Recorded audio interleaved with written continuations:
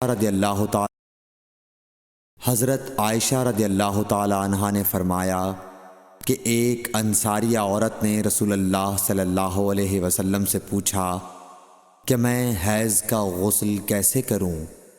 آپ نے فرمایا کہ مشک میں بسا ہوا کپڑا لے کر اس سے پاکی حاصل کر۔ اس نے پوچھا اس سے کس طرح پاکی حاصل کروں؟ آپ نے فرمایا اس سے پاکی حاصل کر۔ اس نے دوبارہ پوچھا کہ کس طرح؟ آپ نے فرمایا سبحان اللہ، پاکی حاصل کر۔ پھر میں نے اسے اپنی طرف کھینچ لیا اور کہا کہ اسے خون لگی ہوئی جگہوں پر پھیر لیا کر۔ صحیح بخاری حدیث نمبر 314۔ حضرت عائشہ رضی اللہ تعالی عنہا نے بیان کیا کہ انصاریہ عورت نے رسول اللہ صلی اللہ علیہ وسلم سے پوچھا کہ میں حیض کا غسل کیسے کروں؟ آپ نے فرمایا کہ ایک مشک میں بسا ہوا کپڑا لے اور پاکی حاصل کر۔ یہ آپ نے 3 دفعہ فرمایا۔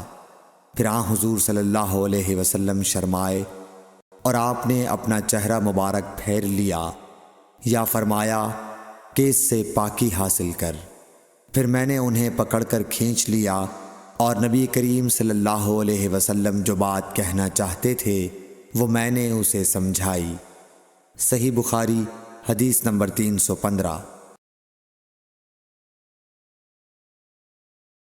میں نے نبی کریم حضرت عائشہ رضی اللہ تعالی عنہا نے بتلایا کہ میں نے نبی کریم صلی اللہ علیہ وسلم کے ساتھ حجۃ الوداع کیا۔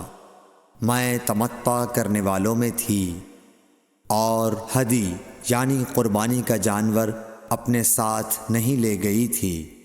حضرت عائشہ رضی اللہ تعالی عنہا نے اپنے متعلق بتایا کہ پھر وہ حائضہ ہو گئیں اور عرفہ کی رات آ گئی اور ابھی تک وہ پاک نہیں ہوئی تھیں، اس لیے انہوں نے رسول اللہ صلی اللہ علیہ وسلم سے کہا کہ حضور آج عرفہ کی رات ہے اور میں عمرے کی نیت کر چکی تھی۔ رسول اللہ صلی اللہ علیہ وسلم نے فرمایا کہ اپنے سر کو کھول ڈال اور کنگا کر اور عمرے کو چھوڑ دے۔ میں نے ایسا ہی کیا۔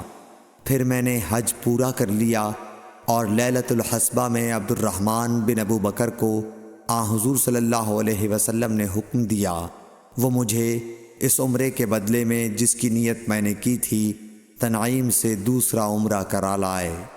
صحیح بخاری حدیث نمبر 316۔